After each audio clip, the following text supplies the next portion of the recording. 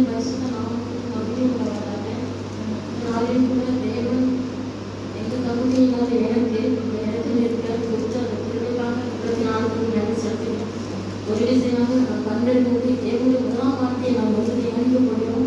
கர்த்தர் நமக்குள்ள பேசணும், உணர்வடைய செய்யணும். இந்த கடைசி காலத்தில் தேவனுடைய வருகை சமயமாக இருக்கிறபடினால இந்த சில தியானத்துக்கு இன்னும் அதிகமாக நமக்குள்ள அந்த தாகமும் ஏக்கம் இருக்கும்படியாக ஒரு செய்யாமல் உதவி செய்யுங்கப்பா. அப்பா கேட்கிற ஒவ்வொரு வார்த்தையும் எங்கள் எலும்புகளுக்குள் கடந்து சென்று அப்பா தேவனுக்காகவே மகிமை அப்பா உதவிகளாக வாழ உதவி செய்தீர்களாக. ஆமென். லூக்கா எழுதின சுவிசேஷம் 23ஆம் அதிகாரம் 34ஆம் வசனம்.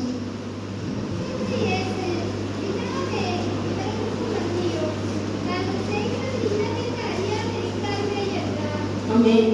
தேவனாகிய கர்த்தர் முதலாவதாக சிலுவையில் முற்றிலும் கொலையுமாக நின்ற அந்த வேலையிலே சொன்ன முதல் வார்த்தை பிதாவே அப்பொழுது இயேசு எப்பொழுதும் அக்கிரமக்காரர்கள் ஒருவராக எண்ணப்பட்ட அப்பொழுது 2 கல்வர்கள் மத்தியில இருந்த அப்பொழுது ஒரு பாவம் அறியாத பரிசுத்த தெய்வம் நம்முடைய எல்லா பாவத்தையும் சுமந்து தீர்த்த அந்த வேலையிலே அவர் கூப்பிட்ட முதல் வார்த்தை பிதாவே பிதாவே பிதாவே என்று சொல்லி. இன்றைக்கு நம்ம சொல்லி நம்ம வாழ்க்கையில எத்தனையோ பேர் நமக்கு விரோதமா என்னமோ செஞ்சிருக்கலாம், கஷ்டப்பட்டிருக்கலாம், காயப்பட்டு நின்றுருக்கலாம். ஆனா நம்ம அவங்க கூட சேர்ந்து போராடவோ எதுவும் வேண்டாம், நம்மளும் அவனுக்கு சொல்லிக்கிற ஒரே வார்த்தை பிதாவே இதற்கு மன்னிக்கும், தாங்கள் செஞ்சிருக்கிறது இன்னதென்று அறியாது இருக்கிறார்களே என்று சொல்லி ஏற்க குரல், அந்த பரிதெந்திர குரல் இன்றைக்கும் நம் மத்தியில நம்ம என்னுடைய ஏற்க குரல் இருந்து கொண்டேதான் இருக்கிறது.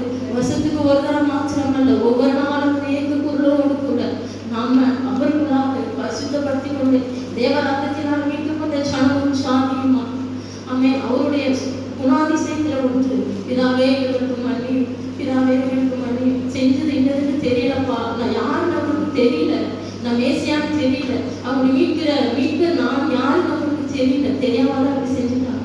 அவரை காயப்படுத்துவதற்கு அவர் வேண்டினார். அக்கிரமக்காரர் முதலாக எண்ணப்பட்ட அவன் அக்கிரமக்காரருக்காக வேண்டுதல் செய்தாராம். ஏசாயா 53:12 சொல்றாங்க, அக்கிரமக்காரரில் ஒருவராக எண்ணப்பட்ட தெய்வம் ஒரு பாவம் அறியல. அவன் அதோட ஆணை என்ன, அந்த வார்த்தையோட ஆணை என்ன அப்படின்னா அன்புதான். அந்த அன்பு மிகுதியா தேவன் இல்லைன்னா அன்பு இல்லை.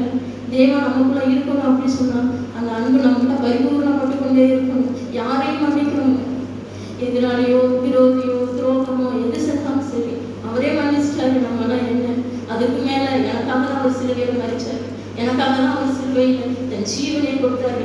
நம்மளை காசு கொடுத்தோ அவர் எந்த பொருளை கொடுத்தா வாங்கல, உசிரையோ கொடுத்து நம்மளை வாங்கிட்டாரு. அவருக்காக இந்த கடைசி நாட்கள்ல எல்லோரையும் மன்னிச்சு அம்மே அந்த அன்பில நிலைநிற்கும் போது அவர் நம்மளுக்கு ஜீவ கிரீடத்தை கொடுக்கிற தேவனா இருக்கிறாரா. நானே வழியும் சத்தியமும் ஜீவனுமா இருக்கிறேன்னு சொன்னவர் அவர் தான் வழி, அவர் இல்லாம நம்மளுக்கு ஒண்ணு இல்லை. எப்படி என்னால மன்னிக்க முடியும், எப்படி என்னால எப்படிதான் பண்ணிட்டாரு அப்படின்னு நம்ம யோசிக்கலாம். ஆனா அவர் சொல்றாரு, நான் தான் வழி, நான் தான் சத்தியம், நான் என்ன சொல்றேனோ அதான் வழி, நான் என்ன செய்யறேனோ அதான் உனக்கு சத்தியம். அப்படி 2 நீ ஃபாலோ பண்ணிட்ட அப்படின்னா அந்த நித்திய ஜீவன் உனக்கானது, அந்த ஜீவ கிரீடம் உனக்கானது என்று சொல்லி தேவன் நாளில் அம்மே உணர்த்துகிறார். கர்த்தருடைய பரிசுத்த நாமத்திற்கு மகிமை உண்டாவதாக. ஆமென்.